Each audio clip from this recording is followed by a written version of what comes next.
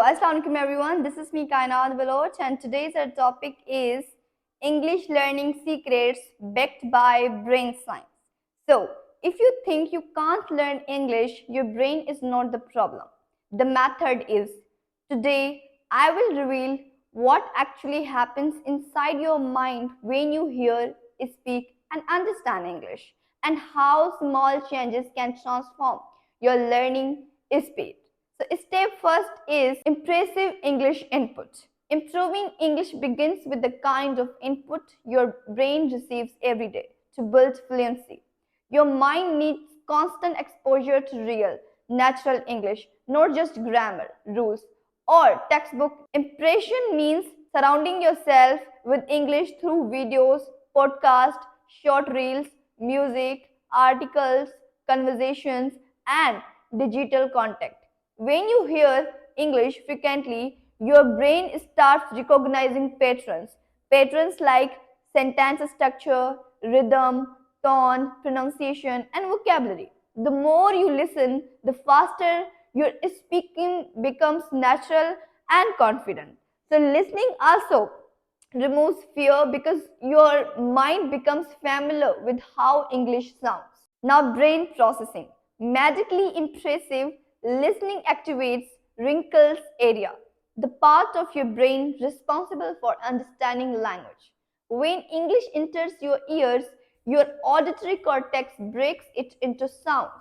Wrinkles area interprets meaning, and your hippocampus stores new vocabulary over time.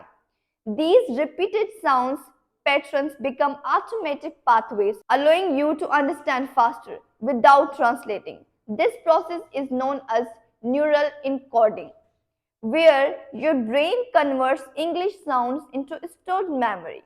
With constant input for even 50 minutes a day, your brain predicating words before they are said, a sign of true comprehension. Now, step second is shadowing and speaking practice words. Shadowing is one of the most powerful speaking techniques where you listen to a sentence and repeat it instantly with the same accent, tone, speed, and style. This technique trains your speech muscles, improves fluency, strengthens pronunciation, and builds confidence. Shadowing also helps you copy natural English rhythm, which textbooks can never teach. Practicing just 10 minutes of shadowing daily makes your spoken English sharper, faster, and more fluent. It also eliminates the fear of speaking because your brain becomes used to producing English sounds. Now, in this way, brain processing says that when you speak, you activate broadcast area, the brain's speaking center. Shadowing strengthens this area by forcing it to instantly produce language. The motor cortex also plays a role by controlling your lips, tongue, and facial muscles to produce accurate English sounds.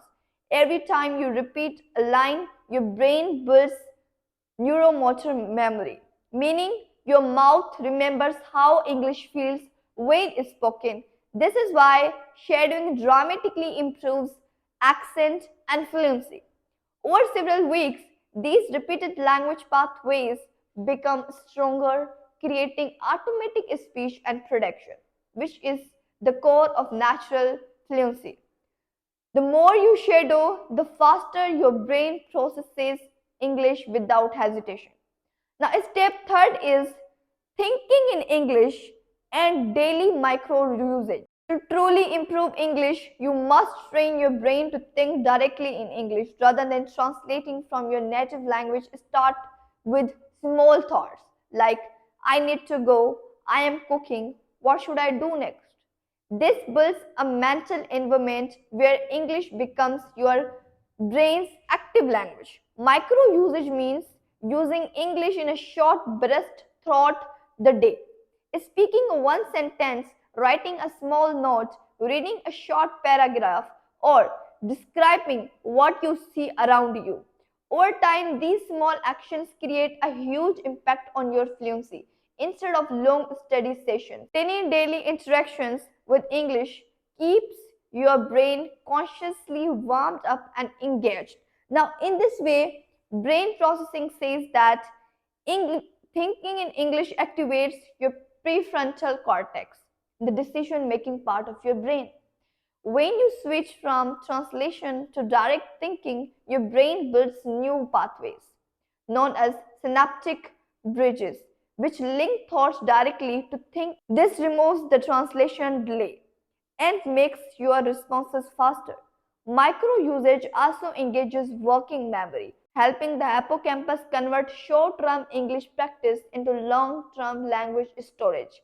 This process is crucial for becoming fluent because your brain eventually stops relying on translation and begins functioning in a pure English mood.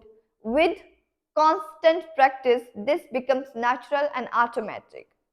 Now, step fourth is it's important, and the last step, which is important. Step fourth is reading, writing, vocabulary observation. Reading daily improves your grammar, vocabulary, and comprehension in a natural way. Instead of memorizing a difficult word list, read simple English content like blogs, short articles, captions, and stories. Writing helps reinforce what you read, creating a full cycle of learning. When you write, your brain pulls vocabulary from memory, organizes sentences logically, and builds expressive power. Use creative writing, journaling, short paragraphs, or even rewriting sentences from books.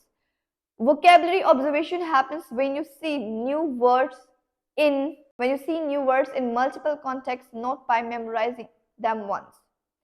The more you read, the more naturally new words enter your long-term memory.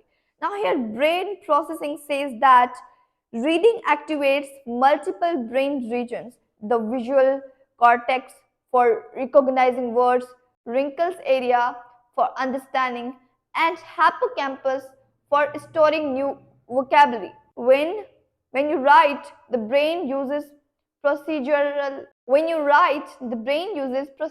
memory, helping you internalize grammar rules without consciously studying them.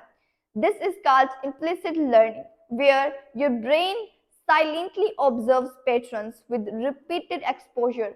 Neural neural connections strengthen and the brain begins predicating grammar automatically. This is why people who read and write regularly speak more. The brain has a larger language database and smoother processes pathways. Thank you. Before watching this whole and entire video, don't forget to like and subscribe my channel.